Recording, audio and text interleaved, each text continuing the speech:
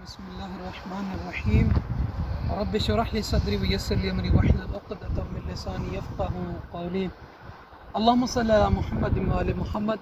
اللهم اغفر للمؤمنين والمؤمنات والمسلمين والمسلمات الأحياء منهم والأموات. تابع بيننا وبينهم بالخيرات إنك مجيب الدعوات إنك على كل شيء قدیر.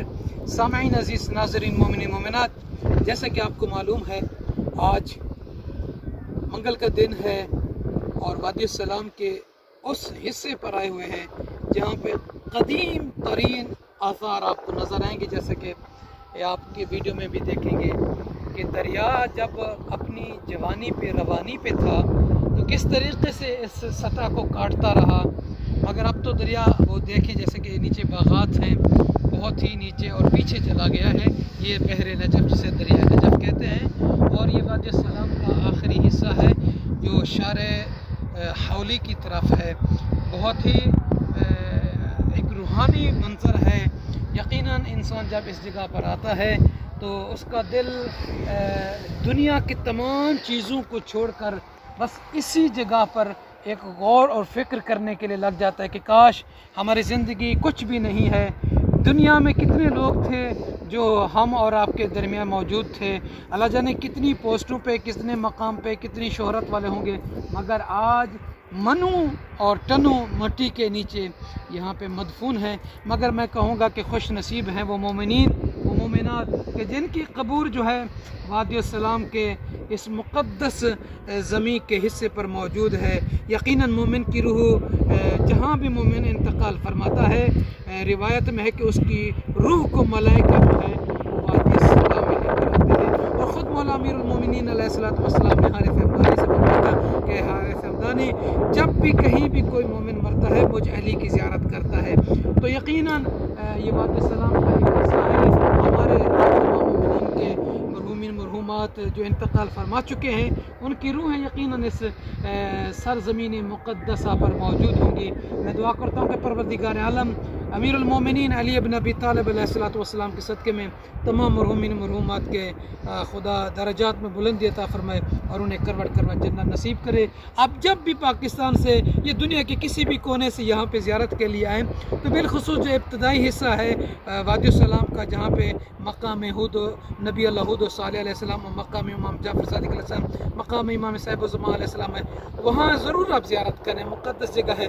مگر کبھی کسی سے دوست سے، ظاہر سے، طالب علم سے جس کے ساتھ اسے کہیں کہ ہمیں وادی السلام کے ان حصوں کی طرف لے جائیں جو اینڈ میں ہے، تو آپ کو یقیناً ایک روحانی اور پرسکون اور دل کو، ذہن کو، دماغ کو تسکین دلانے والے یہ مناظر نظر آئیں گے. دعا ہے کہ پروردگار عالم تمام مرحومین مرحومات کی مغفرت فرمائے، انہیں کروٹ کروٹ جنت نصیب کرے، معصومین علیہ السلام کی شفاعت نصیب فرمائے. آئیے مل کر میرے ساتھ فاتحہ پڑھتے ہیں. بسم اللہ الرحمن الرحیم.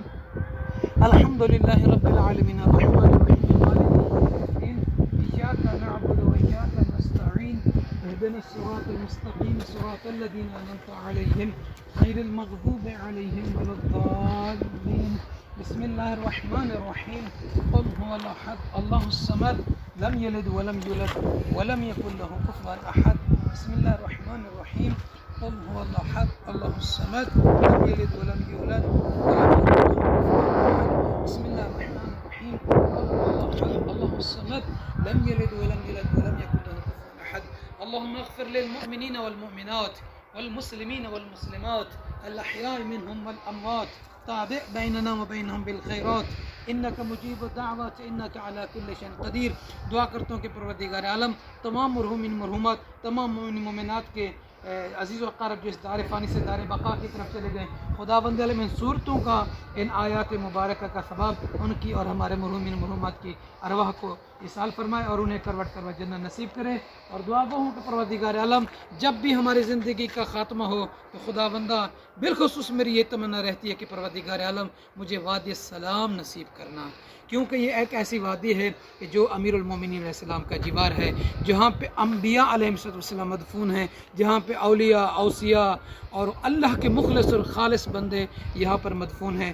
دعا کرتا ہوں کہ خداوندہ جب بھی زندگی کا خاتمہ ہو، میری ایک تمنا ہے سرکار امیر علیہ السلام کے جوار میں اتنا عرصہ رہا ہوں کہ زندگی کا خاتمہ ہو تو اس وادی میں میں دفن ہوں اور میری قبر یہاں پہ بنے خود امیر المومنین علیہ السلام جب ظاہری حکومت سنبھالی، کوفہ سے جب اس مقبرے کی طرف وعد السلام آتے تھے تو نہج البلاغہ میں بھی خود امیر المومنین علیہ السلام دعا فرماتے تھے، خدا بندہ میری قبر جو ہے یہاں پہ قرار دے۔ تو جب امیر المومنین، مومنین کے امیر مولا تمنا کریں اپنے مرنے کے بعد یہاں پہ دفن ہونے کی، تو اس کے چاہنے والے کے لیے تو یہ خوشی کا سبب ہوگا، باعث ہوگا کہ وہ بھی اپنی دعاؤں میں یہی دعا مانگے کہ پروردگار کہ جب بھی مجھے موت دے، جب بھی زندگی کا خاتمہ ہو، تو قبر جو ہے ہمیں امیر المومنین علیہ السلام کے جوار میں نصیب ہو۔ یہاں پہ انبیاء ہیں، حتیٰ کہ روایت میں کہ 70,000 انبیاء اس وادی مقدسہ میں مدفون ہیں۔ لوگ پوچھیں گے کیسے؟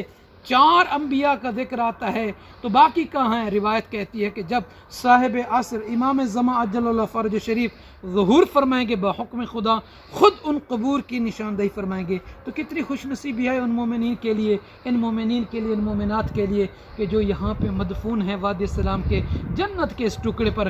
ظاہراً آپ کو مٹی نظر آتی ہے، مگر باطناً اصل میں حقیقتاً جو ہے یہ جنت کا حصہ ہے، یہ جنت کا جنت ہی ہے۔ کربلا ہو یا نجف ہو، سامرہ ہو یا کاظمین، مشہد ہو یا قم مقدسہ، شام ہو یا مکہ و مدینہ کے یہ زمین کے مقدس سے دعا ہے پروردگار عالم ہمیں آخرت کے دن اور اس سے پہلے مغفرت کا سبب اور مغفرت کا رزق عطا فرمائے۔ آمین یا رب العالمین۔ اللہم صلی علی محمد و علی